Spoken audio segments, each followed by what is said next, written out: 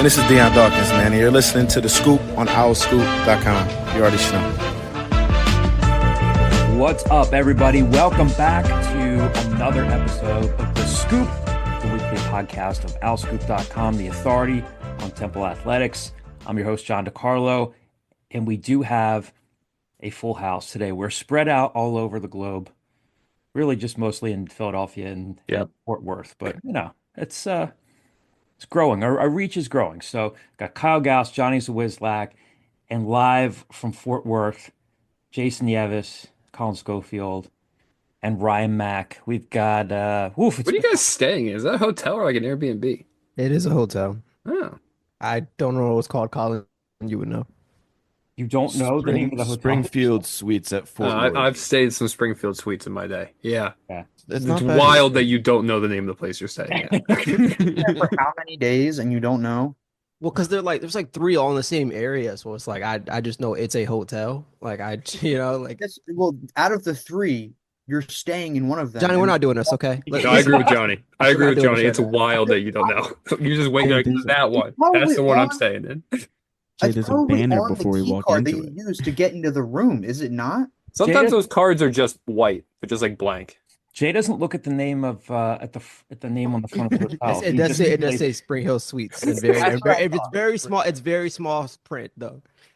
It's the key that you use to get into the room. Is this one of the ones? Is Spring Hill Suites one of the ones that has like the kitchenette in it?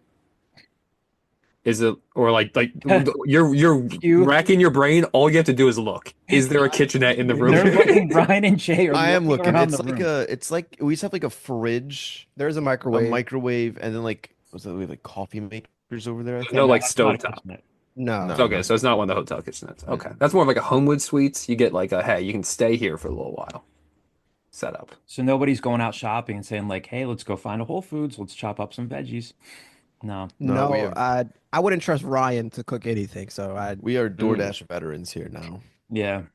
Well, you've got some free time on your hands now on Friday because if you're a Temple fan, any impressions you had for a good week, take that and subtract it by 100 because that's what this week has been like. We have a birthday to celebrate. Ryan turned 21 this week. Ryan, what was it like, for what you can share with us? I'm not looking to pry, but what was it like spending your 21st birthday in the greater Dallas-Fort Worth Metroplex? It was great. It was everything I dreamed of, honestly. But nah, it was nice. I low-key wish that I got to celebrate my 21st birthday with like seeing Temple women's basketball in the American League Conference Championship game. Kind of sucked that they lost on Tuesday, but it wasn't bad. Not too many people would say they wish they were celebrating that on a birthday.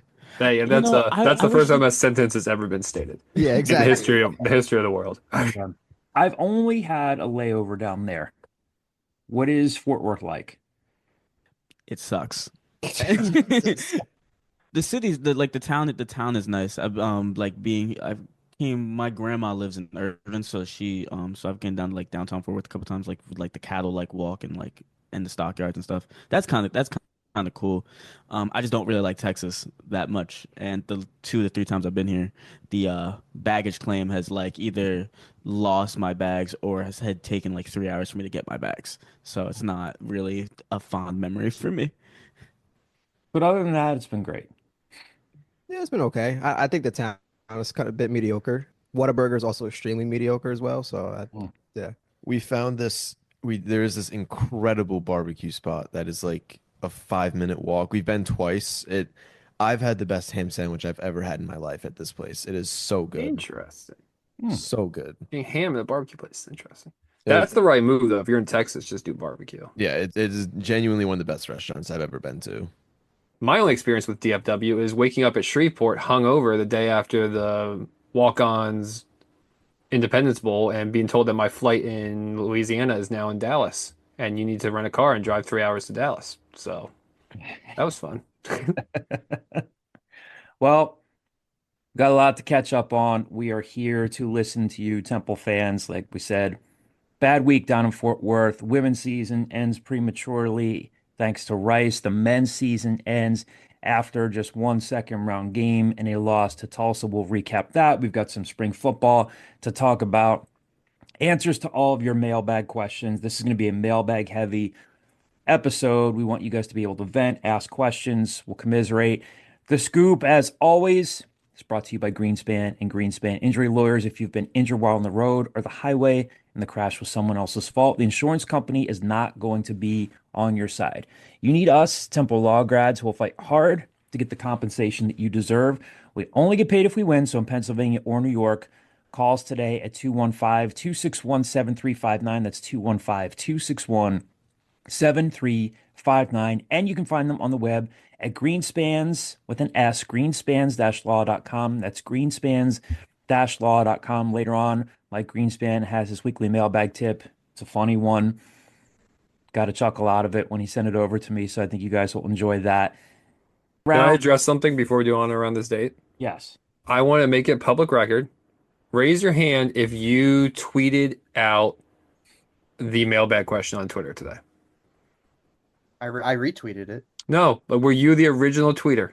Oh, John? no. John, raise your hand. You tweeted a gif of a dachshund saying, "I'm here for you," and barking. Sure did. Yeah. I knew you were gonna say something about it. What are we doing?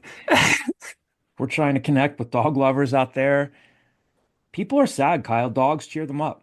Every now and then I feel like you blur the line between the owlscoop_com Twitter and your own personal Twitter. And I'm like, oh no, we got church and state here. We gotta keep these things separate. Because this is a like John to the group chat gif. And instead Really you tweeted it out for the world to see. That's why I retweeted it, because it reminded me exactly of that.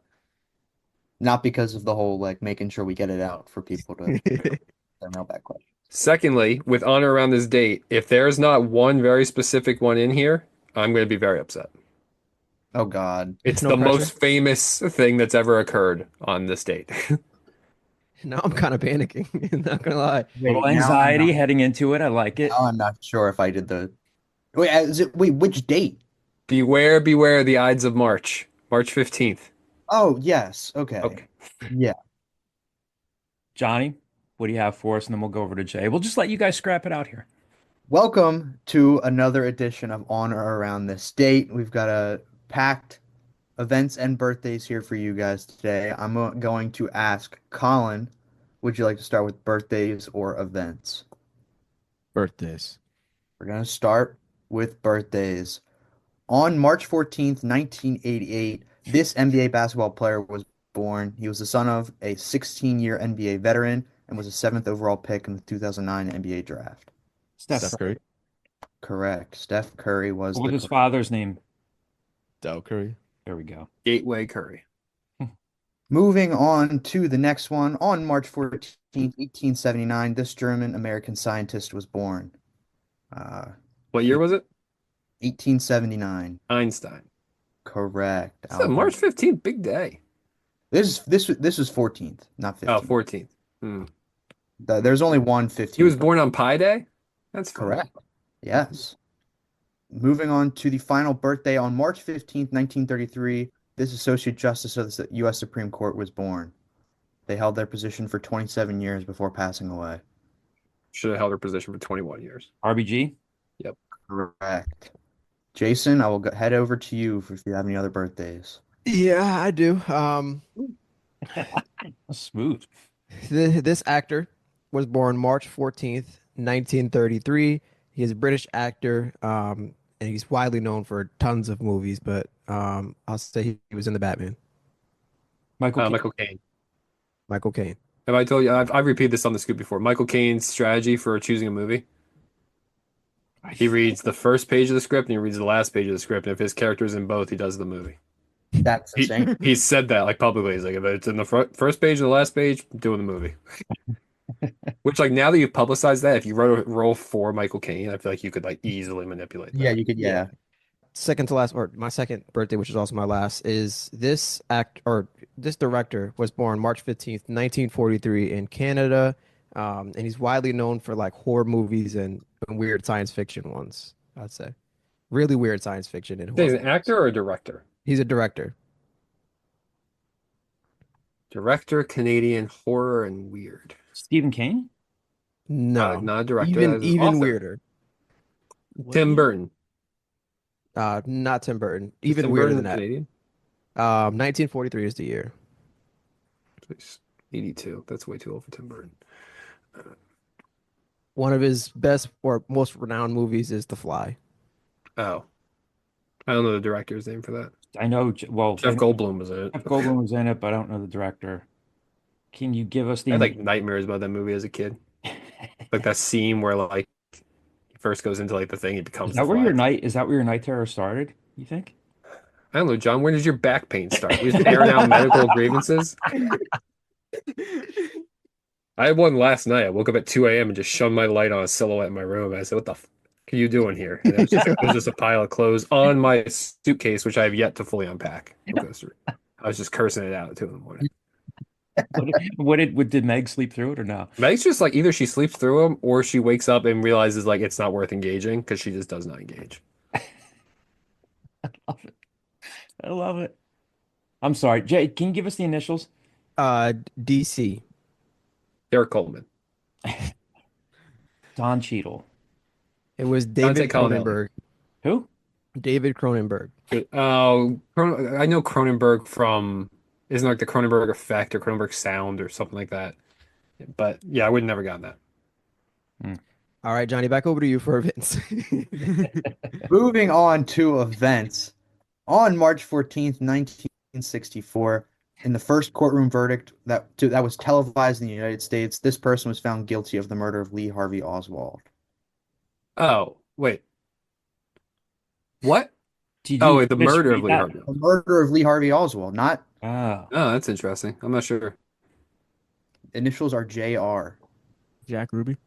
Correct. Jack boy, Ruby, Ryan. correct Yeah, answer. good poll. Moving on to the next one on March 15th, 1972, this epic drama about organized crime premiered to universal acclaim. Godfather. Correct. I still haven't seen all the Godfathers. I've only seen bits and pieces of the first one. I have not seen the whole thing. I don't know that I've never seen 3. I've heard it's insane. I don't know like how much they would like hold up. Like I don't know because like I think people like revere them and they're considered good movies, but I think it's also because they saw them like when they came out or they saw them, 10, 15 years later. Now like it's hard for me sometimes to like completely dissociate or like be able to accept movies that were made 50 years ago. You really have to. Well, I don't know. I say this like as someone who does not. You've known me long enough. Like I'll lock in on a movie and watch 10 times that I don't need to watch. It took until I met my wife, until I met Chelsea, to really lock in and watch them. They are fascinating. I thought there were movies where you could be like, oh, that's fascinating, that's cool, but like took me forever to watch them. Godfather 3 looks completely insane. Okay. Yeah. Maybe we'll have a viewing party. The Scoop watches That'd The be Godfather. awesome. That sounds awesome. Moving on to the last one. Johnny, Kyle, was that sarcasm I heard? No, I think Johnny was genuine there. I was genuine about that. teasing him. I was I'm just genuine. teasing No, him. I Just took trying to that see as if I can just trying to see if I can just No, send you let me know if I need to rile myself up, but I took that as genuine. I was just trying to send some heat at the quarterback there to see if we could get him You, off you're just schedule. trying to frazzle me, you know. I'm trying to get my anger in check, you know, and you're just you're not helping, you know. Check. All right, go ahead. I'm sorry. Kyle already kind of hinted at this one, so if you don't know Not it, just hinted. I said the catchphrase. You said it, but I'll read it anyway. On March 15th, 44 BCE, this dictator was launching a series of political and social reforms when he was assassinated. Julius Caesar. Correct. Beware we are the Ides of March. I've seen his grave. They still put roses on it or flowers on it every day, which is weird because it's been 2,500 years. Yeah. If people are still putting them in. Yeah. Where is it in Rome? It's in Rome. It's in that like I always forget the name of it, but it's like that like those ruins that are kind of like this is where people used to live. This is where the Senate used to live. Oh, just like the ones that are like on the edge of the Colosseum or no? Exactly. It's not the spot where he was murdered. It's where he is buried, his grave. The Roman Forum. That's it. Yes. Okay. Hmm. Interesting. Jason, if you have any other events. Of course I do, Johnny. What else would I be doing if I didn't? I have two. Love it. On, make sure it's the right day, March 14th, 2018, this physicist who was known for his work on black holes passed away. What year was it? 2018. Black holes, 2018. Doc Brown. Is it No. Carl? What's his name? Stephen Hawking. Stephen Hawking. Oh, Stephen Hawking. Okay, never mind. I was thinking, who's like Wow. the astrophysicist? Carl All right, Hagen? my second Carl one Sagan. is this historian and revolutionary who wrote the Communist Manifesto passed away at age 64 and 1883 on March 14th. Is it Karl Marx? It is Karl Marx. Johnny, you want to close this out or And that actually, you was know what? on No, around no, this forget it. day. I'll do it. Don't worry about it. I'm more than capable. That was on or around this date. Thank you for tuning in. Let's keep pushing with the rest of our scoop. More than capable, implying, Johnny, that you are not capable. It's okay. It's I okay. didn't say that. I would never say that. I know I you. just thought it was a little bit too nice last week when we had Coach Rich on. Like someone's got to bring the hostility back up, and if it has to be me, if I have to play the villain, I'm okay with that. Gun to your head, did I listen to that episode? No. Nope. Kyle, you missed it though. Coach Richardson said I would beat Jason in basketball. That okay? No, she said if I went down No. low, I'd be cooked, which she's right. I am like I am very skinny. Okay, Where are the height But- differences? we're like about the same height. Johnny might Yeah, be a little bit taller than me. I know I'm faster than Johnny. I have a better jump shot. And You're gonna Johnny's play in cardio is- one-on-one full court though. Johnny can just bruise you down low. Exactly. I'm still smarter than him. I I think John's scrappy. Johnny thinks Johnny's scrappy. I think if it was like a regulated, this is like a creator league game, then maybe you have a chance. But I think Johnny in one-on-one, when like we're not doing free throws, I think he'd just like physically abuse you. the I odds would. are against me. I like this. You know what? You'll be the second person that gets the I'm saying film. regulated basketball, like you guys are just like actually running full court, then I think you win. But this scenario, Johnny. Thank you. I promise Coach Rich she'd be the first to get the film, so you're gonna be the second. Once I'm- Johnny's gonna channel the anger that he's saved and he's gotten in check. He's gonna let it all out on the court. You're gonna ruin the day, Jay. I promise. Johnny, right after the Hey. TT and WHIP basketball game, which is next Friday, I'm giving you a date. I am setting the tone. After the game, we'll be teammates, we'll be friends for the game. After that, you're done for. Sounds good. You keep dreaming. You guys sound like 70-year-old men arguing back and forth. You'll be done for. You're gonna rue the day. Like, it's just- I love the language there. Speaking of bad basketball, how's that for a segue? Sorry, guys. Hey. Let's talk about this Temple men's basketball team. I think we knew that they would be without Jamal Mashburn Jr. last night against Tulsa. The chances of him practicing and then responding well, his toe responding well after said practice, and then playing, those chances were going to be slim if we were reading the tea leaves there. So I think they knew how to prepare without him, as they have for the last several games.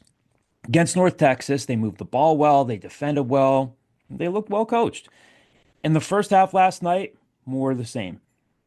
We'll get to the whole Quante Berry not playing thing in a second, but guys, you were down there. What the hell happened in the second half last night to bring their season to an end? Bring some context to by now, if you're listening to this podcast, people watch the game, they know what happened. They lost the game. They didn't shoot well. They missed 10 threes in the second half. They missed 11 foul shots total. After sitting through the press conference, being around the team, why did things just completely come unraveled the way they did? So for me, talk about like their offense. It just felt like it stagnated. Honestly, it just felt like in the first half, D-Cell was able to get to a spot really well, and he was able to like have a good game. Only missed 2 shots in that first half. Same with Zion Stanford. And then that second half, Tulsa just kind of collapsed on Zion, and even he kind of said it. And even Tulsa said that as well. They just kind of collapsed and didn't let them do their thing. Also, it just really felt like when the threes weren't going in, their last resort was just we're just gonna drive to the rim and pray for a foul. Pray that something happens. That's just not what was gonna happen. Also, and then you get onto the defensive end. Garcia had like 4 pick and pops just at the 3-point line every single time. It just felt like they just weren't going after him, and it killed them 3 times. He shot it 5 3-pointers, made 3 of them. felt like it was just like, I don't want to say like lackadaisical, but it just felt like they just weren't really trying to do much on there, and it just kept constantly like killing them.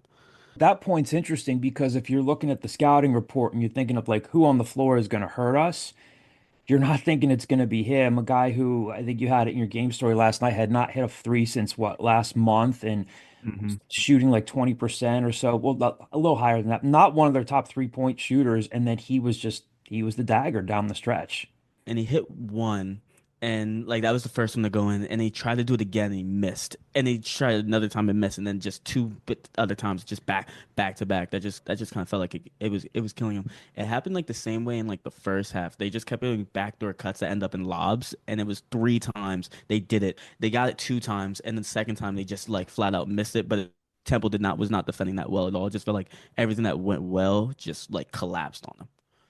I think, I mean, Ryan said when the three-pointers stopped going in, they just kind of tried to attack the basket and prayed for a foul, which worked in terms of drawing the fouls. They got to the line a lot, but they missed so many free throws, like missing 6 free throws in the second half, including multiple in the final minute when you're desperately trying to cut into the lead and keep it a one possession game. For me, as like a basketball, as someone who watches basketball and has played basketball, there's nothing more frustrating than seeing that volume of free throws miss and knowing that the outcome of the game could have been so drastically different if you just made the free throws, made the free points. And like there's just constant in the last minute, Zion missed a free throw, Mateo missed a free throw that ended up really costing them, and then they had to kind of completely change what they were doing in that final minute. And so for me, like the yeah, you drive to the basket without really a plan other than trying to get to the line, but then it ends up coming back to bite you because then nobody can consistently make the free throws down the stretch, which was a kind of a big factor for me. I think at times, like I think we've seen it this season, where it's like it becomes just strictly ISO ball. And I think at some point in the second half, when shots aren't falling, that's what it turns into. And you see them trying to get to the line, and when shots aren't falling, and they're like it comes down to stretch, like it gets difficult and tight. And then Tulsa hits those big shots on the offensive end, and then like you're really forced to then like draw on your playmakers. And when you don't have a Jamal Mashburn Jr., you're relying on Steve Settle, who had a solid game, but the key on him, and now you take the ball out of his hands, and you're trying to force another player to make a play, and we saw that's where things kind of fell apart. I mean, look, a lot of things went wrong. Like they lost a bad game to a bad team, right? But I think early foul trouble and then Mokita getting injured, early foul trouble on Babatunde, and then Mokita getting injured did not help. I mean, all of a sudden you see Jared Garcia, a guy who hasn't started a game yet this year, come off the bench and drop 20 on you. That's the type of scenario where Elijah Gray really needs to kind of step up. And unfortunately, he had maybe his worst game in recent memory. So I think a lot of things went wrong for Temple. Honestly, I thought they were going to win that game. I thought coming into it, okay, they're going to beat Tulsa.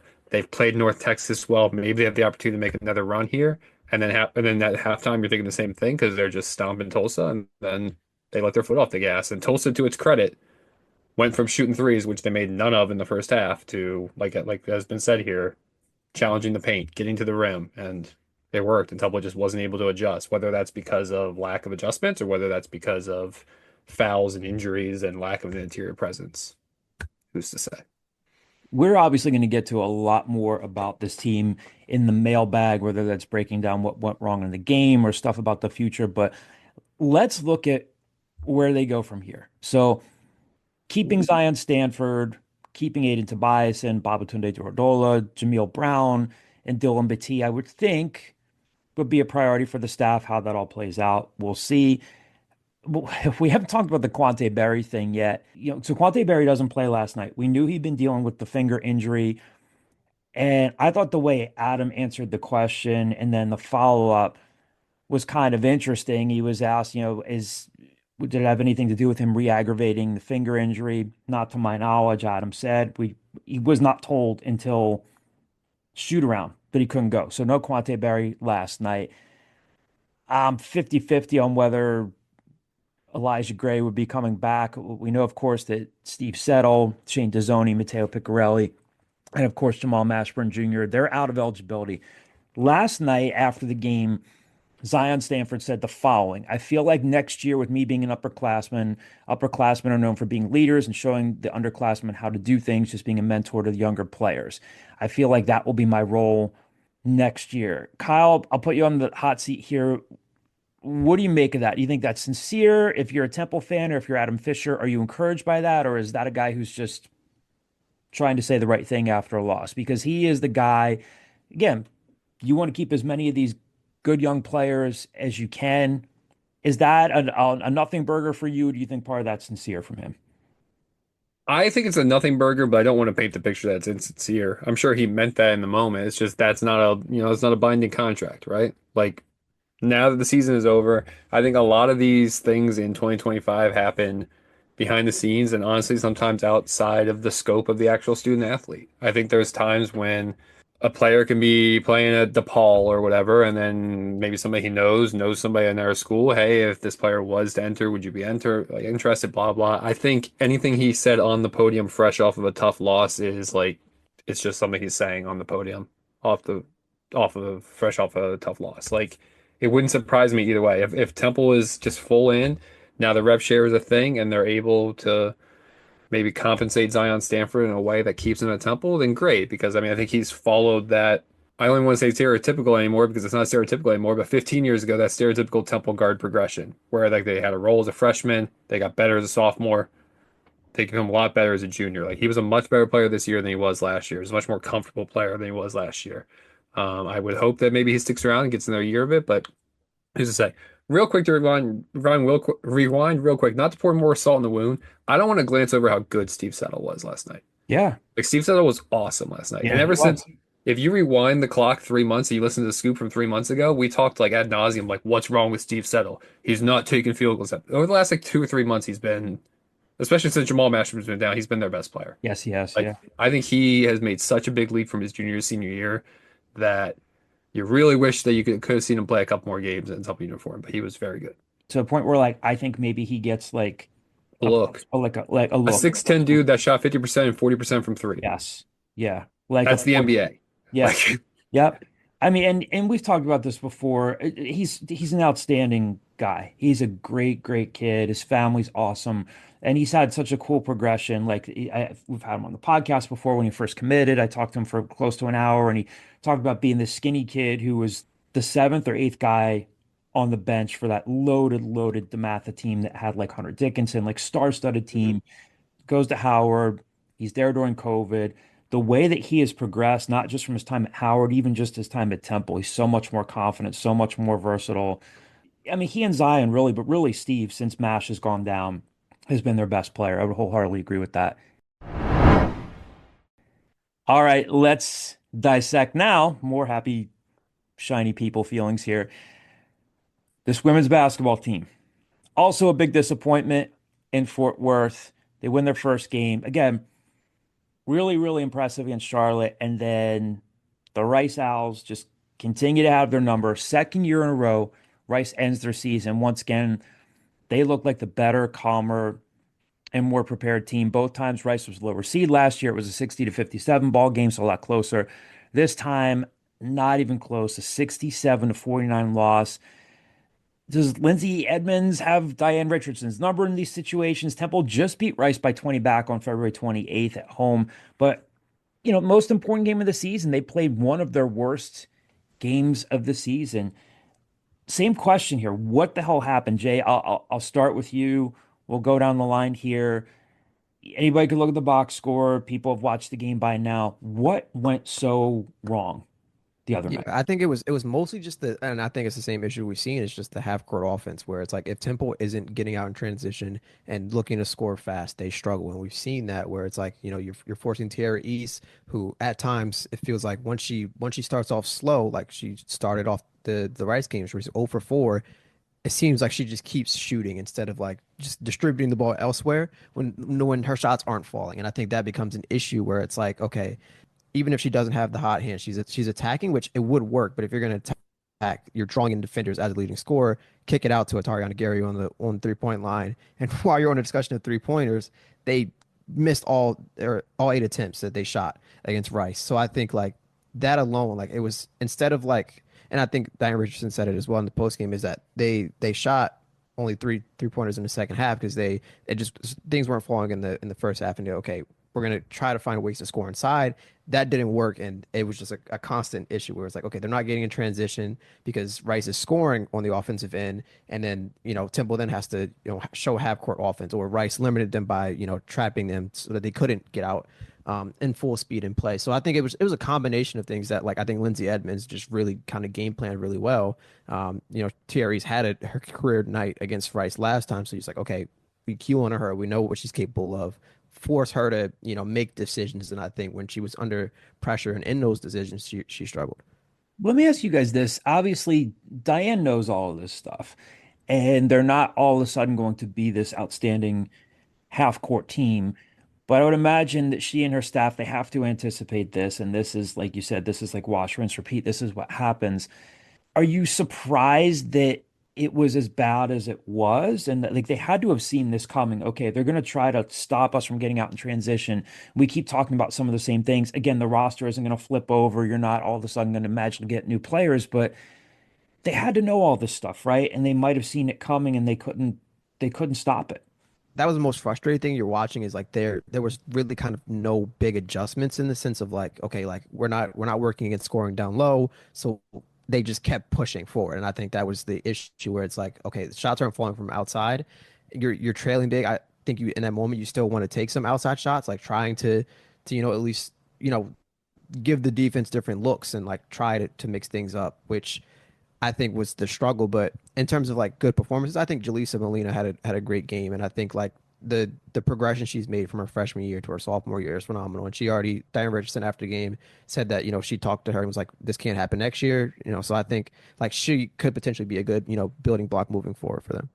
Well, we'll ask the Zion Stanford question there too. Do you think that's again, it's probably an unfair question to ask. Do you see her coming back, or do you see her as a player that could get plucked in the portal?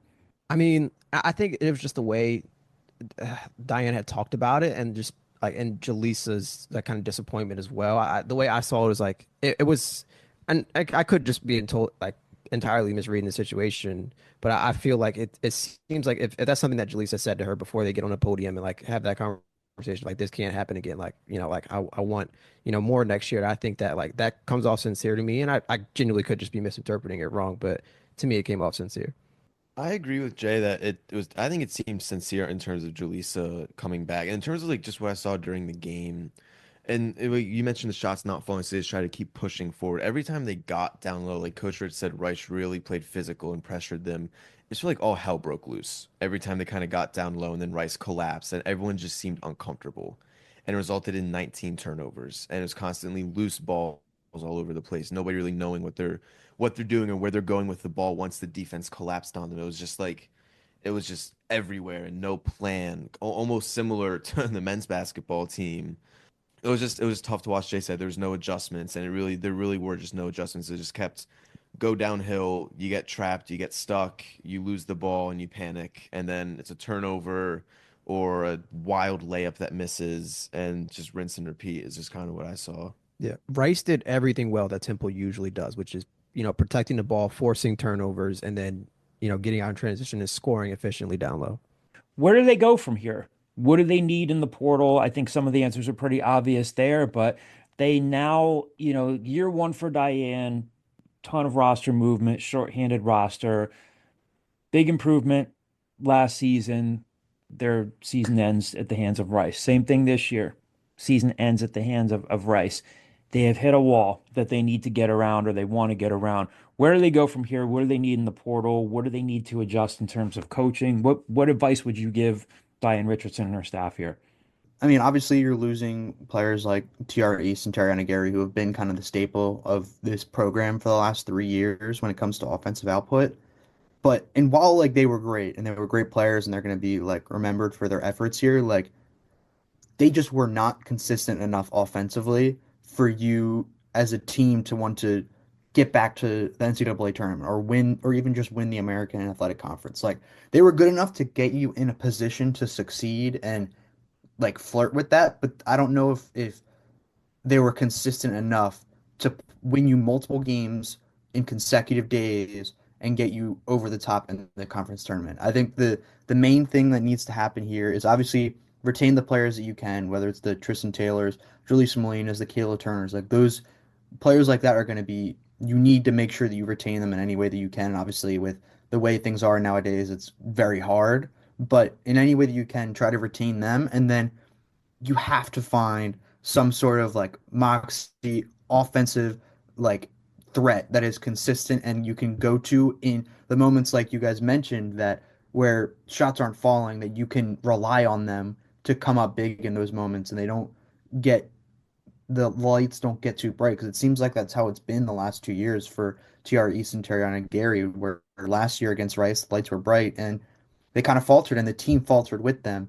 You need someone that you can rely on.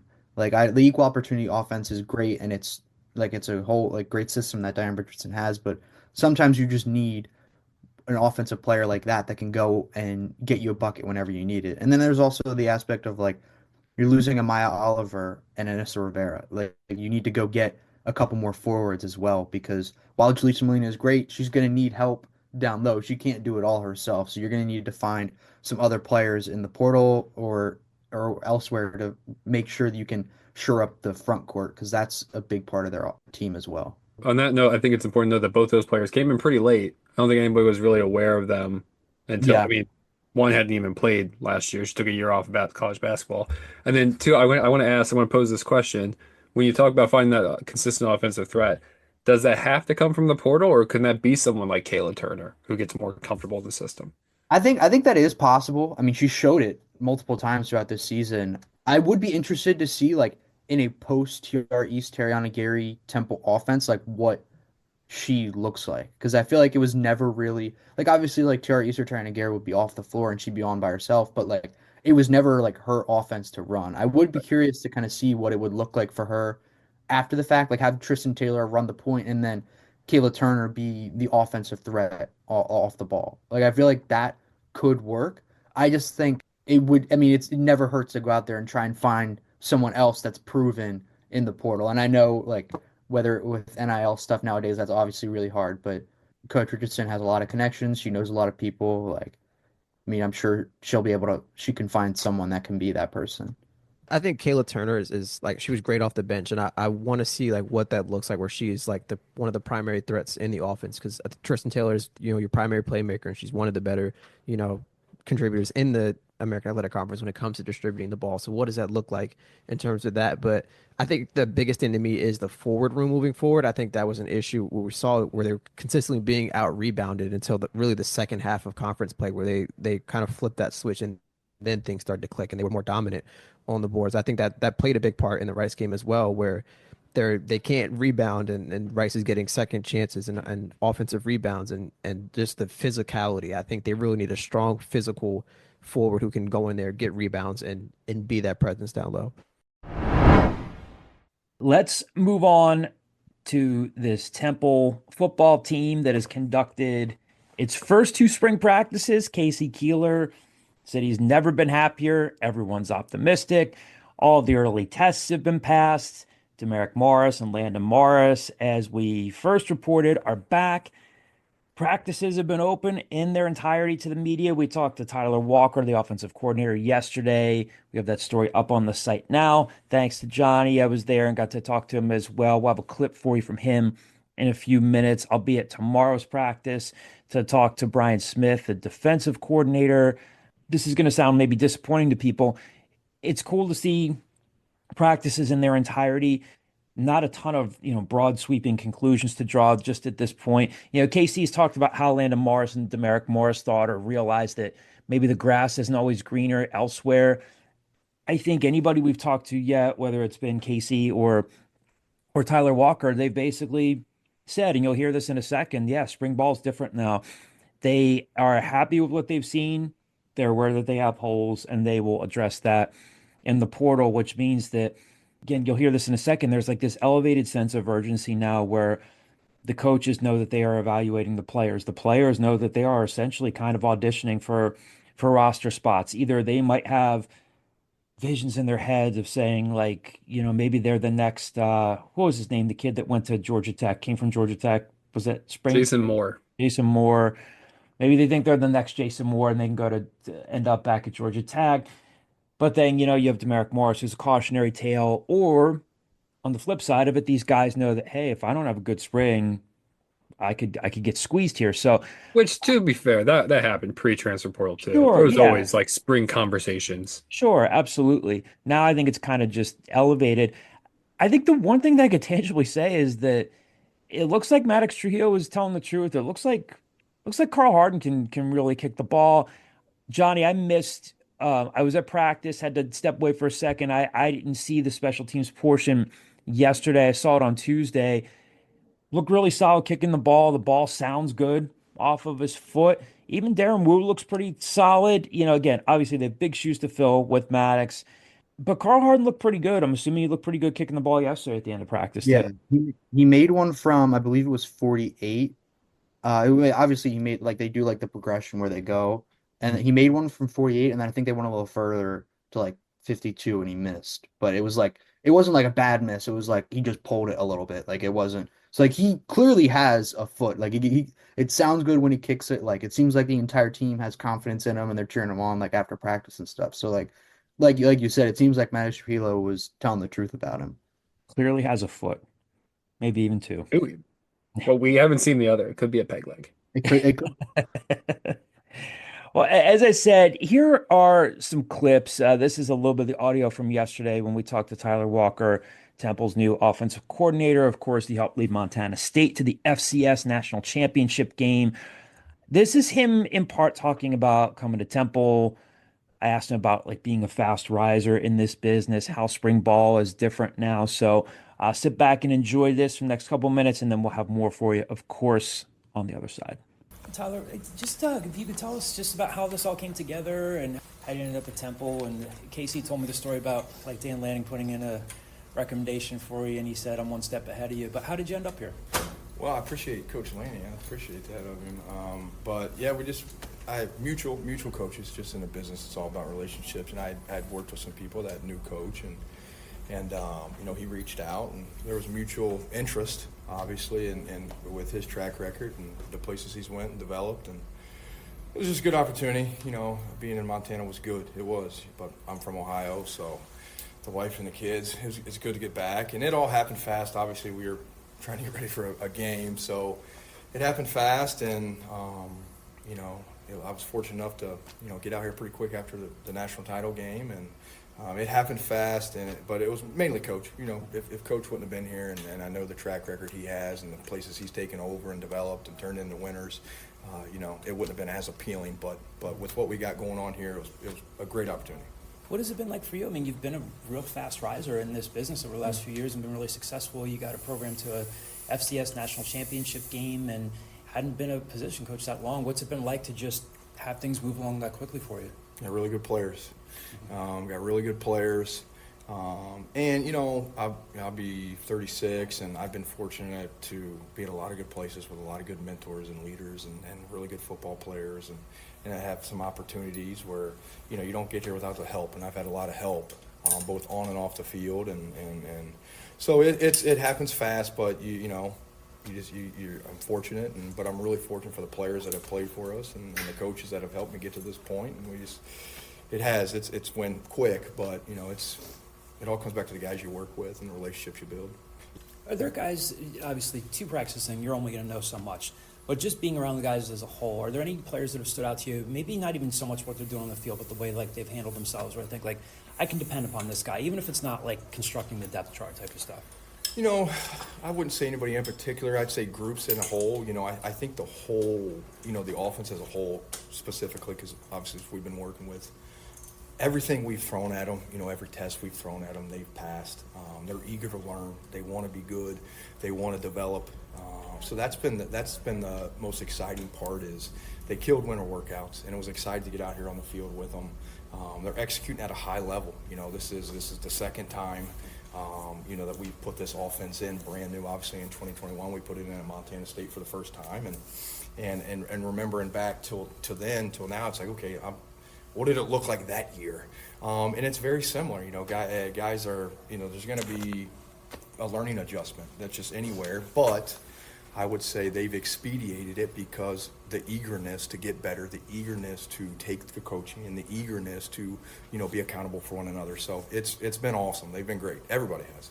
Yeah, you ran the ball with the quarterback a lot on 10, and you mentioned option. I mean, your incumbent Evan Simon is more of just a drop back guy. So how have you kind of merged those two? Yeah, well, Evan has the ability to do some things. He does. And the good thing about our offense is the flexibility is, we're going to figure out what our players do good. And we're going to and is it sound? Can we teach it? Can our guys execute it? And if they do that, and in Evan's case, he has the ability to extend plays. Is he going to extend plays to the ability that quarterbacks in this past system? Maybe not. But, he doesn't have to do that. The system is fluid enough to adjust to the skill set of the quarterbacks, and every quarterback has a skill set, and every quarterback has limitations. So we're going to do whatever we can to put Evan in a situation to be successful. And if that's not running the ball as much with him, then that's probably what it'll be. What did you see from, and obviously it was like 4 or 5 years ago at this point, but yeah, when he was a high school senior, he did run the ball a fair amount. I think he had almost 1,000 yards. Like, does he ever come to you and say, hey, listen, am I a Heisman Award guy? No, but I can run the ball a little bit more than maybe the past half utilized me. Does he have conversations with you like that and say, hey, I can show you a little bit more than you've seen? No, not specifically. He's been great since we've been here. He wants to be really good. He has an eagerness to learn. He has an eagerness to be a master of the offense. He has an eagerness to ask questions. And like I'd mentioned, he can move. He can run the football. And running the football with the quarterback is not always about the skill set he has. It's 11 guys, and it's a scheme. Our offense is a giant ecosystem. So everything plays together, and you saw some plays out there today where he kept the football for 20, 25 yards, but it was because of the play. He's not going to go out there and run a 4-4, but he moves well enough to keep defensive honest. So yeah, he can. So what I've seen so far, I don't buy he can't be a mobile guy, but they're taking it day by day. We're taking it day by day, and it's been good. I know, like Tyler Douglas practiced on Tuesday, and today was there but had a brace on his right arm. I mean, do you have an update on him and kind of what he's looking at? Just a precautionary. It's spring ball. There was no need to Tyler is extremely athletic, and do a lot of things that we asked a quarterback to do in this system. He's fine. It was a precautionary deal. He'll be fine. What have you seen from him? If I'm Tyler Douglas, I'm thinking like, this is maybe an offense where I can be successful. And like, I don't know how much it matters, but like the quarterback's coach that he works out with was an All-American under KC, and maybe something gets unlocked there. Like, has he been eager to learn from you guys in this offense because it might be able to utilize what he does well? Yeah, naturally. He sees, he types in 2024 Montana State, and he sees Tommy Mott was the Walter Payton Award winner, and he's like, whoa, I can do a lot of things that guy can do. So naturally, you're like, man, this guy's like perfect. And I wouldn't argue against that. He does do some things that he's mobile, he's moxie, he throws the ball well, he's got good feel in the pocket, he extends plays, he's smart. So there are some things he can do, So I think I think definitely some things that he can do. So I'll be, we're looking forward to getting back out there and continuing to, see what we can do. What did you guys see from Anthony in getting him in the portal from Robert Morris? Guys won some games, overcome a lot in his life. Yeah, well, there's a I worked obviously for Coach Vegan at Montana State, and his offense coordinator, Coach Firm, was at Robert Morris. So there was a mutual connection that I knew where he was coming from. I knew how he had been coached, and they do similar things to what we had did, and what we've done for what we do on offense. So, Anthony, he does a lot of things in the system. He's going to be well coached. He's going to be a good guy for the room, and there's some ability there. If we didn't think there was any ability, we would never even have brought him. So he's been good. He's been good in the room. They're all super eager they want to jump in. They've seen the success of the offense. They know they have the ability. They have the resources and the support here. So they're eager they'd go practice again right now if we'd let them. So it's been awesome. What is it like coaching spring ball now? Before it used to be about, it was the next phase of install heading into preseason camp. Now guys know that maybe I have a good spring and I might get plucked by somebody in the portal, or they might have a sense of urgency where like, if I'm not good enough, somebody might be coming in from the portal to take my spot. Do you see like a difference in kids now when you're working with them as opposed to maybe a few years ago? I think the biggest thing is is the urgency is just turned up. I mean, everything is so fast now. And to be honest, I love it because the competitive, not to knock anything before, but now the margin of error is razor thin. And like I tell those guys, there's a lot of inches that were the difference between football plays, speaking for Temple, between wins and losses. We got to find those inches right now and move them. We're just not going to move them August 30th. We're going to win football games now.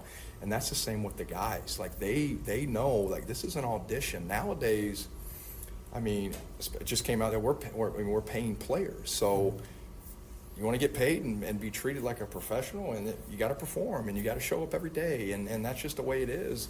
And it holds guys accountable. And the guys who are bought in, they rise pretty fast. Reminder of a couple of things. Again, if you are an owlscoop.com subscriber, now's a great time. Got a lot of preview stuff up on the site, our spring football preview series, breaking down each position, looking at the veteran in the room. On each position room, we looked at the veteran in the room, fresh face, and a player or players who have the most to prove. So we're getting toward the end of wrapping up that series and sprinkling in some quotes where we get them as spring ball moves along. Kyle, there's some fresh recruiting content, is there not? I would say it's fresh. I would, as always, reiterate that if you want to find out things about Temple football or basketball as they're actually happening or prior to them happening, you should only subscribe to owlscoop.com because other places are reacting and we are proactive. I think that tomorrow or today, when this podcast comes out, is a very big day when it comes to Temple football recruiting. There is a pretty comprehensive list of the number of recruits and the quality of recruits that are expected to be on campus tomorrow, currently on owlscoop.com. And I will just reiterate that we reported when Khalil Ahmad, was hired as associate GM, was that Temple might be able to get in the door with a higher quality recruit, especially within New Jersey. And I think if you look at that list, there's a little proof in the pudding with the people that are expected to be on campus tomorrow. Absolutely. So again, as Kyle said, we've got a story up there right now on a recruit and a visitor from this week. Got another one coming up. Plus, again, if you check out the football message board, that's always where we're going to break the latest recruiting information, the most updated stuff that you can get out there. So again, if you have not yet subscribed, we are going to make it worth your money. And we'll have more, of course, to come in the coming weeks. Again, every spring practice is going to be open, so we're going to be talking to pretty much everyone on the staff. Scrimmages coming up, so this is the place to be to get your Temple football fix because, hey, a little bit of optimism there. So if you're feeling down about basketball, maybe football lifts you up this year. We'll see. So before we hop over to the mailbag, as we do each week, Mike Greenspan of Greenspan and Greenspan Injury Lawyers provides a tip to our listeners about staying safe on the road. This one I just enjoyed. This is pretty funny. Speaks to the whole fan base. If you're down, you're frustrated, Mike's just telling you to take a deep breath before you get back out on the roadways after watching the women lose and after watching the men lose. So here's the weekly tip from Mike Greenspan, and then we will get into a very full mailbag with a lot to discuss. Temple fans, it is at times like this where we ask ourselves, why do we do this to ourselves? Why, despite all the data and the evidence to the contrary, do we allow ourselves to believe that there's hope for Temple basketball or Temple football? So, when contemplating this and other mysteries of the universe, and you're about to get behind the wheel of a car, please take a breath, focus, and get on the road and put it behind you. When you're behind the wheel of a car, it's your obligation to make sure that you protect the other people on the road, because we know there damn sure are too many people who don't get that and will not be out there looking for you. So, this is tough for all of us. We're all upset. Just make sure that when you get out on the road, you don't let it affect your driving. There's always next year. All right, let's get into a packed mailbag here. A lot of questions from Twitter, a lot of questions from the message board. We even have a question here from a former staff member that we'll get to in a second. First one from Twitter, @Temple91 is the Twitter handle. When are we getting a new men's basketball coach? So @Temple91, if you're looking for a new men's basketball coach, I would not hold your breath on that. If there's a change, I would think it wouldn't be until next year, or unless Adam Fisher feels like this is too much of an uphill climb and he jumps to another staff where he's an associate head coach. But let's choose this moment to get into this. No one's infallible here. Not the athletic director, not the coaches, not the players. Everybody is to blame here. They had aspirations of being a much better team at the start of the season. They were looking at a deeper roster, what they thought was a deeper roster. Linger the third didn't work out. In retrospect, not a great decision to take him on. I will say this, the standard John DeCarlo disclaimer, wish nothing but the best for Lingard the second. Outstanding human being. My conversations with Lingard the third were nothing but positive, but didn't work out for them. Jameel Brown, likely medical red shirt. Jamal Mashburn Jr. gets hurt. This was not the roster that they thought they were going to have. But Kyle, I'll throw this over to you. How much of this do you put on Adam and the staff? A little bit, just because like they're the ones that chose to take Linger the third, right? And they're the ones that assembled this roster. That being said, this roster, which from the tone of this tweet or message board post didn't live up to Temple 91 standard, would have won 20 games if Jamal Mashburn was healthy. Like they would have been a 20-win team. Like they went 17 wins. They went 14-8 with Jamal Mashburn. They easily probably would have beat FAU, Tulsa, probably Tulsa again in the conference tournament if Mashburn had been on there. That's 20 wins. By no means am I saying this season was a success. Like they went 17-15. Like it was a mediocre season. It wasn't this like crater of a season though. Like they had their moments. They beat Memphis at home. When Jamal Mashburn was on the team, they were one of the best offenses in the nation. Defense left a lot to be desired, but they could score a lot of points. I just kind of take it as like it was year two. What stinks is if this was 2008, you would say, okay, they're losing Mashburn, they're losing Settle, they're losing Dezzoni, but like Zion's going to take a step, Quante Barry's going to take a step, Jameel Brown's going to take a step. Like you would be optimistic about next year. But I can't sit here on March 14th and tell you with any confidence what the roster looks like in 2 months, let alone 6 months. So yeah, there's blame on everybody because it wasn't a successful season and they are the ones that are ultimately responsible. But like there's also, for lack of a better phrase, excuses. Like there are reasons why this happened. They were running their offense with like their fifth string point guard. You saw point forward Steve Settle a lot last night. Yeah. Like Steve Settle brought the ball up a lot, which is not what they wanted to do in the beginning of the season. I can assure you that. So they were just holding on, and they got a little hot towards the end. They won 3 games in a row, and then unfortunately it came up short. I think obviously this is not rocket science. People are upset. It was a disappointing season. I almost kind of feel like people got so used to them playing without Mash down the stretch where they would just forget that he wasn't on the floor. Steve Settle played some of his better ball with Mash out, really stepped up, excuse me. Zion did. Someone who did not, who really struggled, I think, Quante Barry. He has 6.8 points per game, 2.1 assists per game, 3.8 rebounds per game, shot just 26.6% from the floor in the games that Jamal Mashburn missed. Now, he was 1 of 10 shooting since that finger injury. What did we make? I know I'm kind of jumping around here. What did we make of that last night when Adam is asked about why Quante was out? We didn't know he was going to be out until shoot around.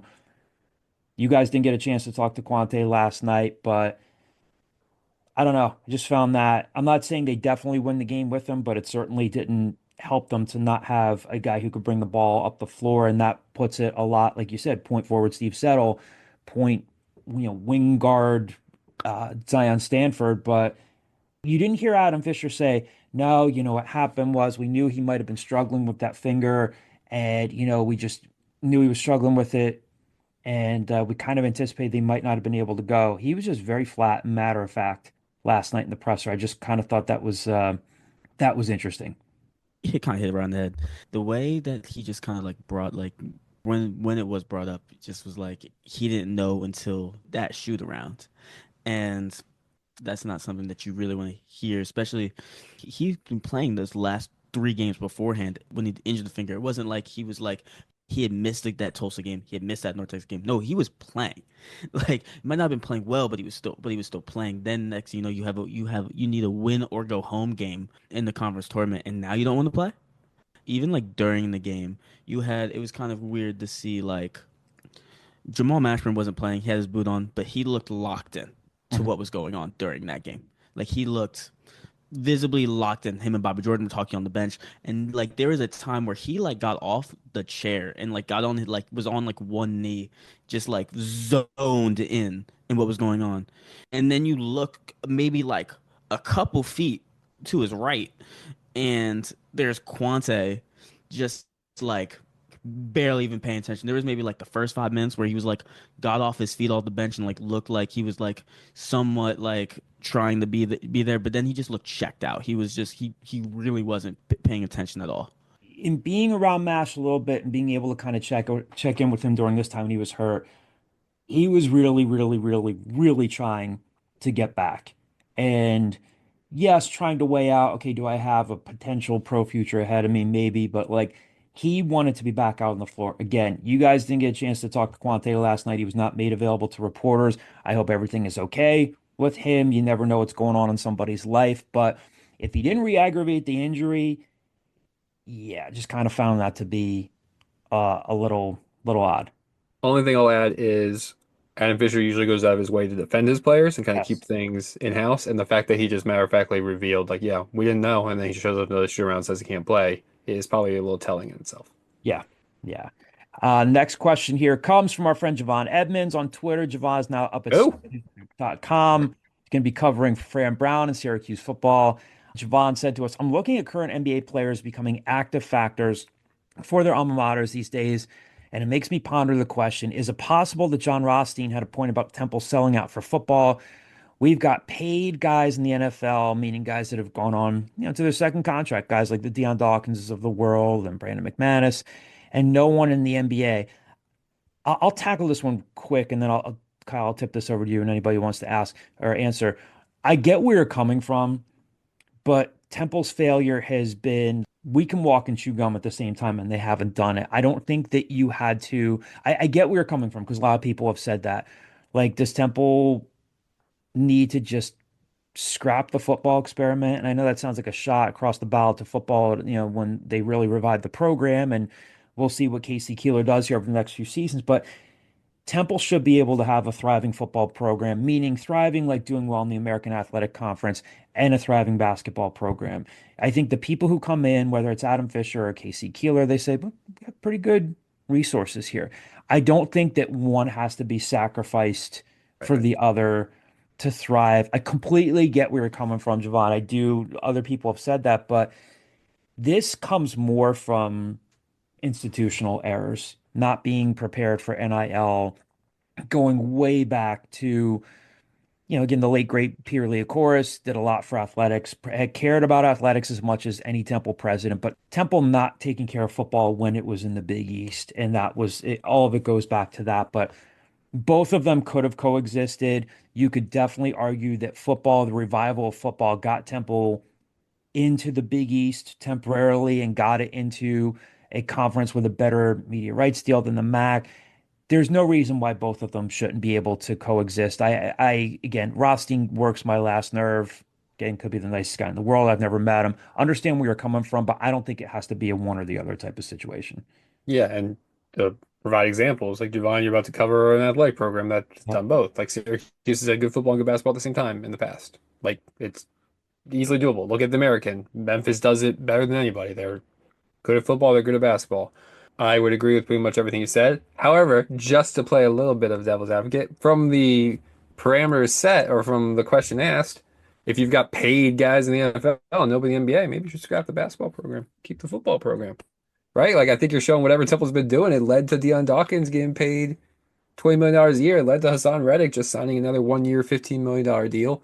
I obviously by no means think they should drop the basketball program. I'm just saying it seems like whatever they've been doing over the last 15, 20 years, if you think that they're prioritizing one over the other, maybe there's reasons for that. Like, football has put more guys in the NFL. They have had more success over the last 10 years. Not anytime lately since 2019, but there was that stretch where they were really successful. And basketball has made the tournament one time in the last 10 years. So I think in general, the athletic department needs to water its garden and grow where it's planted, to use more cliches. I think there are plenty of case studies, examples of success doing both at the same time. There's no reason Temple can't as well. Yeah. Next question here comes from Twitter. The Twitter handle is homie_wow. Like that one. Kyle, is this your burner? It's a good name though. Johnny, is it your burner? I'm reading wow in like a I wish it was Owen me. an Wilson. Owen Wilson. Wow. Wow. Wow. The Scoop. Wow, these guys do a great podcast. Real quick, there's I don't know if it's 925 or 965 or 101.1. I only listen to the radio for like 8 minutes a day when I'm driving my kids to daycare. Right when I'm driving my kids to daycare, there is some radio station that has a segment called The Scoop, and it boils my blood. Ryan, are you prepared to go to war for us if we have to fight for the naming rights of the Scoop?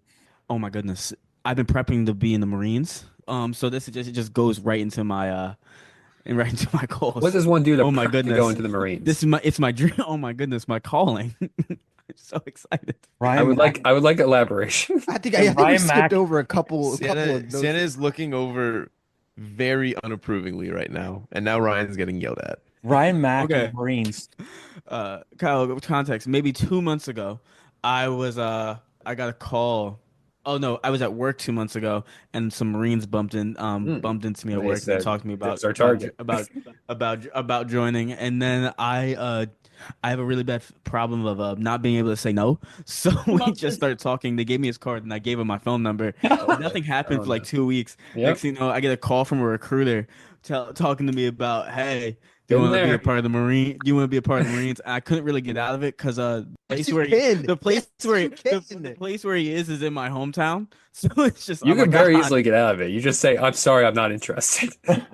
But like I'm not. But at the same time, it's like Just come up with I'm an thinking excuse. about I'm it. diabetic. Like there's other ways to go Look, about that. everyone wants to be wanted. I get it. You're being courted. You're being recruited. I get it. Like, you just what? I'll talk to that guy for a couple of minutes, have him flatter me, tell me how I'd be such a good Marine. Like, it was a nice call. I never went in to go talk to him. I ghosted him for a little bit. And then like couple days ago I get a text from the guy. He's like, "What's up, big dog?" And I'm like, "Oh my goodness, the dream is back." Oh my. Oh my gosh.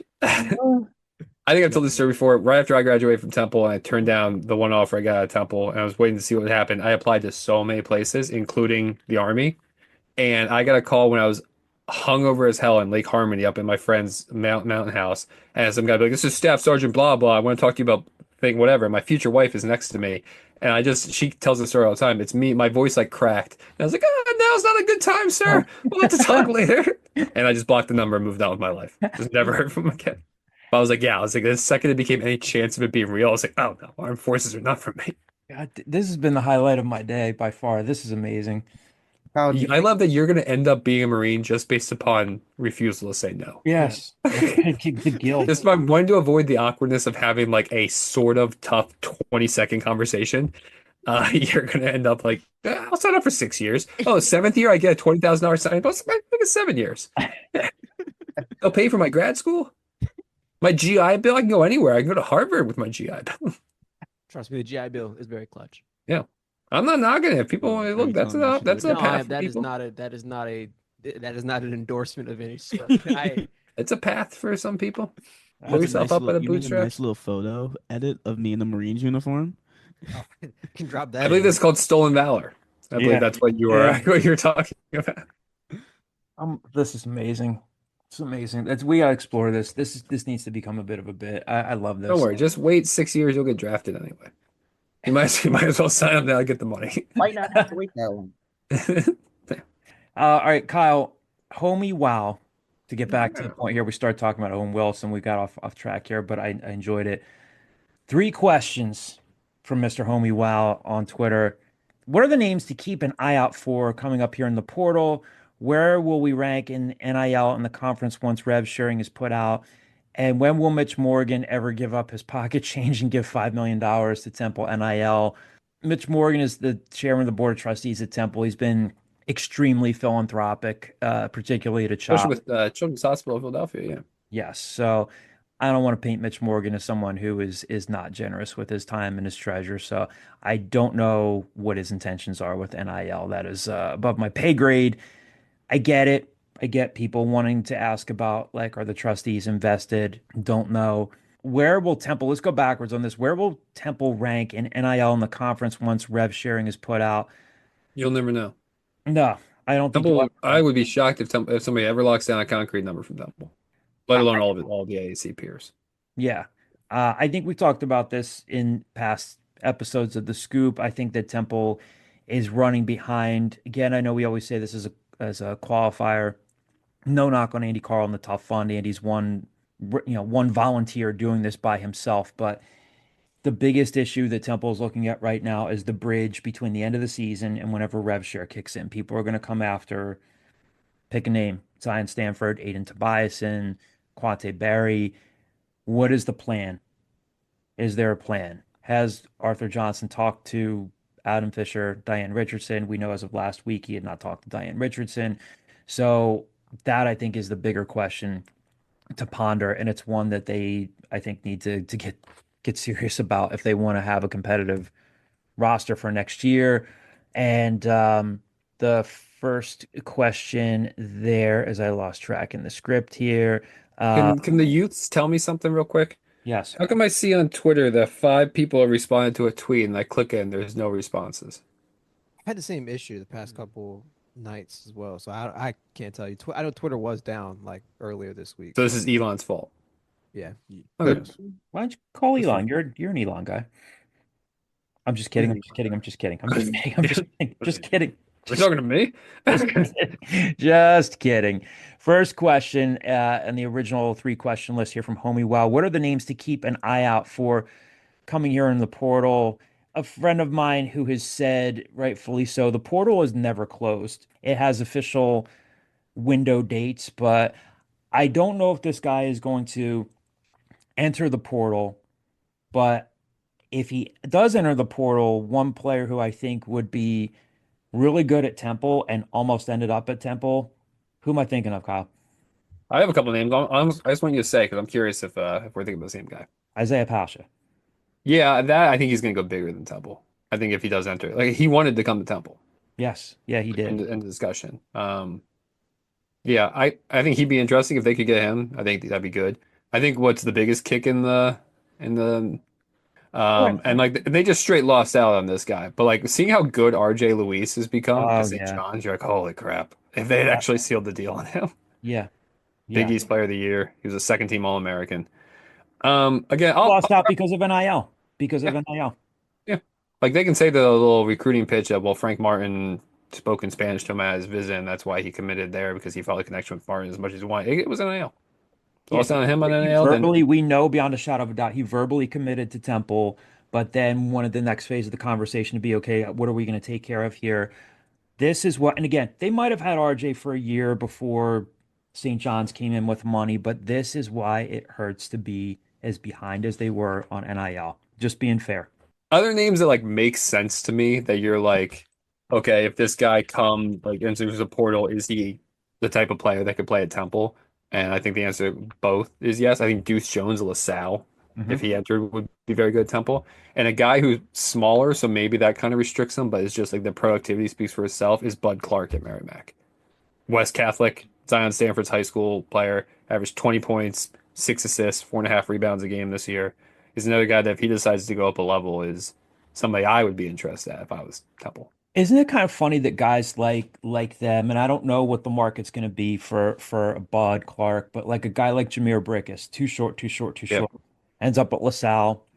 Regardless of what happened with Nova season one that fell short of expectations, we'll see if Kyle Neptune is still the coach next year. They certainly were disappointing based on the NIL resources that they have, but like Jameer Brickus ends up at Villanova, I'd be just as curious to see what happens with a Deuce Jones or a Bud Clark, who have both been. That's the thing. Whether it's basketball or whether it's football, like I feel like in 2025, coaches, analysts, fans all are so quick to write off productivity because somebody doesn't look the way they want them to look. Yeah. Like, oh, Bud Clark is so small and he's so tiny. He's listed at 5'10. That means he's 5'8. He's listed at 155. It means he's 142 pounds. Averages 20 points a game. Yeah. And like just didn't get that recruiting level that he probably deserved because of his frame. And at a certain point, we got to be like, why are we overlooking productivity? And past success is the biggest indication of future success. Yeah. It's the biggest predictor of future success. Why are we so quick to brush somebody off because they don't look the way that they don't fit the mold that we want them to fit? Yeah, absolutely. 3 questions up next from the screen name Malenko from our basketball message board. Question number 1, have you heard about a look in coming up in the near future for the AAC media deal with ESPN? Would you expect ESPN to add more money to the deal? Believe there is a look in coming up. I think that's honestly, I think that's an indication or a reason why schools like USF, Tulane, and Memphis State. Yep. Not because I think the look-in is going to be like, okay, all of a sudden you're making $30 million a year per school. I think it's going to allow allow the American to kind of adjust the way that it distributes money. Tim Pernetty's talked about how, hey, we're going to start doing that with football. The teams that make the college football playoffs in the American are going to keep a lot of that money instead of it going to the conference. I think that look in, and when you get a more concrete number of what that look in is going to look like, will allow the American to potentially do an uneven revenue distribution like the ACC is doing with Clemson and Florida State to kind of entice schools like Memphis and Tulane and South Florida to stay where they are. I don't think it necessarily means that Temple in its current state is all of a sudden going to be, fistful of money and knows what to do. But if Temple all of a sudden becomes successful, I think success leads to more money and so on and so forth. I don't have an exact date. I just know that there is an AAC looking because I remember that coming up when some of those schools were flirting with the Pac-12. Like I remember that being mentioned. I don't have a figure. I don't have a date. Kyle, just real quick, explain to everybody if they don't know. I mean, you've kind of done it so far, but like what a look-in means when it comes to this stuff. Sure. I mean, these contracts, let's say it's 15 years. Let's just use round numbers for the sake of simplicity. Let's say the Americans signed a 10-year, $100 million contract for its media rights. Yeah, a lot of those contracts sometimes have look-ins after a certain amount of time, 3, 4, 5, 6 years, where both parties can essentially just go back to the table and renegotiate to an extent within the scope of that contract. So like a lot has changed since the first time the Americans signed this media rights. Schools have left, schools have joined. ESPN probably wants to take a look at it to say, hey, are we getting fair value here? The American always going to think they deserve more money. I'm not a lawyer, but my understanding is that allows both parties to come to the table and potentially add more money to it. Don't think look-ins ever lead to less money because I think the conference would be like, go F yourself. But yeah, ESPN depends which way the wind's blowing these days. Some days you feel like ESPN is giving any conference hundreds of millions of dollars, and some days you hear about ESPN having layoffs because they spent too much money on media rights. So Yeah. all about that you catch them on. Yeah. Question number 2 here. Will Temple, I think this one's going to be interesting. Will Temple have a better non-conference basketball schedule next season as a result of the commissioner calling out teams in the league besides Memphis? So this is kind of a double-edged sword here. He's referring, of course, to, we talked about Tim Pernetti, and rightfully so. He comes in and says, listen, like, again, we can walk and chew gum here. We can be a conference full of great academic institutions who can also invest in athletics. Well, if you want there to be kind of like a floor for rev share, this comes to a budget thing. Again, I don't know that Temple will ever maybe actually say this, but I think a lot of these schools, maybe Temple might say like, all right, we're going to pledge this for rev share, but you kind of have to backfill it with fundraising. So guess what? If you're going to, how does this play into scheduling? Temple's in a weird spot. Buy games cost money. And if you want to set aside money, do you want to set it aside for good players to retain good players? Or do you want to set it aside for like the cost of maybe playing a game that's going to excite people and make them feel good about themselves? I think that's kind of a tricky thing there. Yes, of course, if Temple could go out and play Michigan State and Kansas, we've talked about this, but like the world has kind of changed. So I don't know if there's non-conference schedule is going to look that much different because it comes down to money. And some of these, well, the buy games cost money. There are some teams that don't want to play Temple to pay to play Temple and then maybe lose to Temple. Again, they had a disappointing season, no question about it, but they're kind of in this weird spot with that. So I don't really know the answer to that one. Yeah, I think just from everything you said spot on. I think just from a logistics perspective, the home schedule should at least be a little better just because you're getting return games from Boston College and Hofstra, I believe. So like there's 2 that you can kind of slate in there. Better than that, basketball schedules are not like football schedules where like football, you know who Temple's playing for the next 8 years, right? Basketball, there's games being added until September. Like there's games being added 6, 7 weeks before the season tips off. Yeah. So Yeah. this will just be an evolving thing. I would hope that Temple spends more money on it's not a conference schedule because from everything we heard, they were towards the bottom of the league in the amount that they spent on OOC games, and that's why you ended up playing the teams you did get at home. You weren't paying much. Question number 3 from Malenko. Any predictions on where the American Athletic Conference tournament moves to next season? So again, let's flip this back over to Tim Pernetti. He's putting that out to bid. Guys, you can tell us from having seen it, not exactly a robust atmosphere down there at Dickies Arena, correct? It's just not. I get the conference tournaments short of being in the Big East, and I'm sure it's kicking the pants to Temple. They thought they were getting back into the Big East. They did for a year, but Villanova, I think, kind of helped move that along and say, let's stonewall basketball for a year. I get that sparse crowds are a thing at other conference tournaments, but it just ain't working down there. So, any predictions on where the American Athletic Conference tournament moves to next season? Now that, of course, like we said, Tim Pernetti is putting it out to bid. I don't know anything super well sourced on this. I don't know if Tim Pernetti is going to say, who's our flagship program? It's Memphis. It all depends on how he feels about, do you want to have it in a host city? I mean, you could technically say that like Dickies Arena was what, sort of in North Texas country near Denton. I don't know, but I don't know what's important to him. Is it the best bid? Is it the resources? Is it the media market? I don't know if it's Memphis. I don't know if it's somewhere in the Northeast. It's a weird conference, but I don't have any solid predictions for you. Kyle, you have any strong thoughts on this one? First and foremost, I have no sympathy for anybody that complains about going to Dallas Fort Worth, considering I once covered a women's basketball tournament in an equestrian center, a place that is designed for horse shows, hosted an A10 women's basketball tournament. Where And was I that? went there. Maryland? Was it down in Maryland? Upper Marlboro, Maryland. I Yeah. was there for 4 days. What if the Devon Horse Show just started hosting hoops? Great, even more convenient. I think I think the initial logic behind Dallas Fort Worth was one, SMU was still in the conference, right? And then two, the conference headquarters is down there. But I think with Pernetti being a Northeast guy, I don't all of a sudden think it's going to be at the Wells Fargo Center or Boardwalk Hall or anything. I would think just geographically, like Nashville or Atlanta makes the most sense to me. Mhm. Like you're kind of in between. You have those North Carolina, Florida teams. You have the Texas teams coming in. Temple's never really going to get like anything next door for this. I would bid it out to the best, obviously the best bid, but I would kind of be focused on more of like a central city, like Nashville, Atlanta, and actually like a city you'd want to go to, like Nashville. Mhm. Nashville in March is probably pretty fun. Next question here. This is one we've gotten 2 or 3 weeks in a row now. It comes from the screen name TUL08. Do you think Adam shakes up a seat or two on the bench?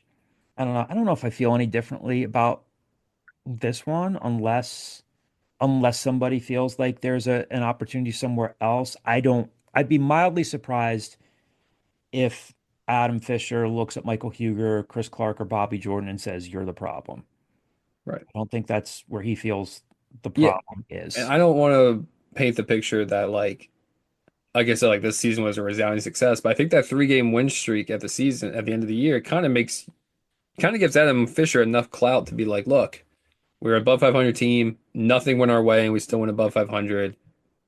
I don't want to make a move there. I don't think he's being forced into anything. That's not to say an assistant coach can go take for an AHC position somewhere, or maybe Michael Huger all of a sudden is in the mix for like a MAC job. Like, I don't know. Like, anybody could leave at any moment.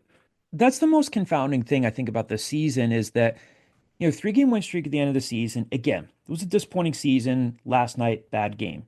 Obvious, obvious, obvious on all fronts. They didn't quit on the coaches down the stretch. Right. They did not look completely overmatched against the second best team in the league. They beat them. They beat them. Well, at one point, they were beating them fairly handily. Look at what they did last year. They have moments where you see what the staff is doing, like that makes sense, that makes sense, that makes sense. Was it a roster that was flawed in terms of its construction? Yeah, yeah, they didn't defend well. Bringing Linger the third on was a mistake. We can say that. Obviously, the coach is not infallible here, but I don't see him shaking up a seat or two on the bench. I think if there is a change, maybe if Linger the second does not come back, maybe you, like you said, Kyle, or maybe a couple weeks ago, maybe you combine a spot, maybe you get someone else on the court, but I'm not seeing that. We'll see, but it's not something I would anticipate. Temple fan Al, screen name from the message board. In hindsight, was it a mistake to move on from Fran Dunphy? Let's plug Ryan Mack here for a second. Wrote a really, really nice piece in the Temple News this week about the legacy of Fran Dunphy. You should definitely you should check it out. Talk to a bunch of people. Talk to Matt Langle. Good stuff, buddy. Enjoyed that story. It's an interesting one. It's like a barroom conversation. So obviously, Dump just coached his last game last night. LaSalle lost to St. Joe's in the Atlantic 10 tournament. He is officially retiring unless he goes somewhere to be like Rosemont's athletic director or someone offers him another job and he says, "All right, otherwise I think Dumph is retiring back to the main line in his shore house in Avalon and guys certainly earned it." Kyle, you have institutional knowledge here to answer this one. Was it a mistake to move on from Fran? No, no. I mean, it's a hindsight being 2020 thing. Would they have maybe squeaked out a couple more wins at certain times? Possibly. I don't think they all of a sudden that like Fred Duffy's last season was Shiz Olsen's last season, and like they were kind of just going through like he had like a not generational talent, but Shiz Olsen was a very good player that they kind of got that bump. They got hot at the right time. They make the tournament. They lose in Dayton. I think Fran's recruiting shortcomings were starting to show.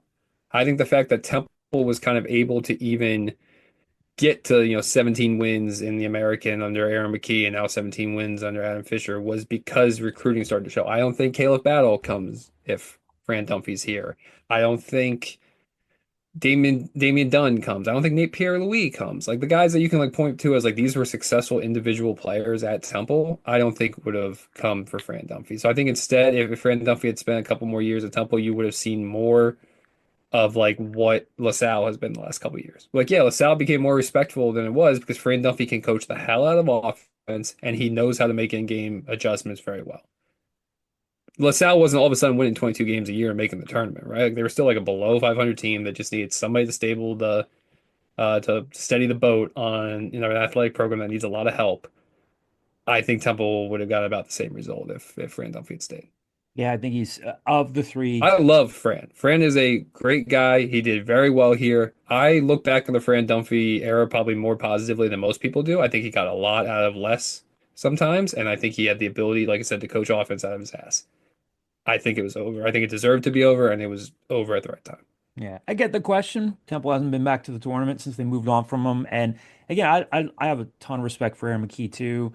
I like Adam. I think Adam's done some good coaching in some adverse situations, but I don't even think I'm breaking news when I say this. Of the three coaches, Dumph is the most experienced. He's the best X's and O's coach. And I don't mean that necessarily as a slight toward Aaron and Adam, but I get why people ask the question, but I agree with you, Kyle. Two more here. K Coil 11 is the screen name from the message board, from the basketball message board on OwlScoop. What happened with Jameel Brown? We've talked about it before. He's an outstanding guy, an outstanding young man. Dealing with something personal off the court. It is not academic related. He is not in any sort of academic trouble. He's not in any sort of disciplinary trouble. Something personal he's dealing with off the floor. Almost certainly going to end up as a medical red shirt. I think if you're Adam and the staff, you'd love to see Jameel come back. There are certainly people in this world who know him much, much better than I do, but you talk to people in the Philly basketball community, everybody calls him Mealsy. He's a great kid. Really, really good, outstanding human being. I know that people wanted him around. You saw flashes of what he could do. Just needed some time away from the court. It was not disciplinary in nature. I know that longer someone's out, someone's like, well, what really happened? What really happened? I'm hoping for his sake, he does what's best for him, but yeah, it would be awesome to see him come back to Temple. Hopefully he will, but that's it. Dealing with something personal off the court, and he's been with the team, been around the team. Hopefully this is the time that he needed, but that's it. Nothing more, nothing less than that. This is the last one to finish us out here, and this is really what we talk about, and now we'll talk about it more focused. John Cole on Twitter, Temple alum. He's a reporter for the Pennsylvania Capital Star. I saw John at the game last Sunday. Great to see him. Former WHIP staff member, does a great job covering PA politics. How would you describe the current state of Temple basketball? John, I'll tell you this really quickly. I saw your tweets last night. I think you left out some context. Again, I get that you're pissed off. They lost the second leading scorer in the country. I mean, it's a huge, huge loss. And a guy who's an MFer of a player, like a tough player who really cares. I'll say this really quickly, and I'll tip it over to you guys. The current state of Temple basketball, I feel like it's at an inflection point. And if the athletic department doesn't take care of it, it could go backward instead of forward. So I will just say that the current state of Temple basketball, it is at an inflection point. It needs a plan over the next couple of weeks to bridge the current roster of anybody that you want to keep to the rev share era. But it's an important time coming up. It's at an inflection point. I would agree with that wholeheartedly. I think even if you had a magic wand and You could leave tomorrow and hire Rick Pitino. Like, what's Pitino doing at St. John's? He's using like $4 million a year to get guys like RJ Luis to be the Big East Player of the Year and coaching them up from there. I'm not saying Temple all of a sudden needs to say, Adam Fisher, here's a $9 million blank check every year. That would be great, I'm sure, if you Adam Fisher. But until the athletic department makes a commitment to, we are going to bolster this program via rev share to the tune of $2.5, $3 and $3.5 million a year. The seasons like this might be not the best case scenario, because I think this season could have ended up better, but it might be more of the norm where, like, okay, they get a couple guys, think they flash at times, they do some upsets, they go 18 or 14 and end up fifth in the conference. If you want championships, you need to have championship support. And you shouldn't be getting outspent by UNC Wilmington. Right. If you're like gonna come to me and say, "Oh, Temple's never gonna be able to go dollar for dollar with Memphis," that's fine. I'm not asking them to go dollar for dollar with Memphis. I am asking them to go dollar for dollar with schools like Charlotte and South Florida and these other teams that like you view as your peers. Do what your peers are doing, though. And I think we only say this, right, because again, we try to be as literal as possible here. Arthur Johnson says we want to win championships. That is his stated goal. That's not my expectation. That's his expectation. If he said, you know what, we're just not keen on this stuff, and then at least people know your expectations, and then maybe you drop down to the FCS level for football or cut football entirely, or you just say we're going to become a D2 athletics program. We're going to be just like the Harvard of this region, and we're going to go full. Like Harvard is the Harvard of the East. Yeah, Harvard is the Harvard. I know. As soon as I said that, I was like, this is going nowhere fast. But he's setting the expectation. We want to win championships. We want to win championships. Again, not trying to take shots at Arthur, just trying to be fair. How do you get there? What is the tangible plan to get there? Anybody can say we want to win championships. It's great that he has that goal. Temple should want to have that goal. How do you get there? Yeah, I think it's doing a disservice for women's basketball and men's basketball, for Diane Richardson and Adam Fisher, if they don't know what their restraints or opportunities are as far as recruiting goes. The portal opens up in 10 days, 11 days. Like, kids are going to be entering the portal officially. Unofficially, they can enter tomorrow and just announce they're leaving.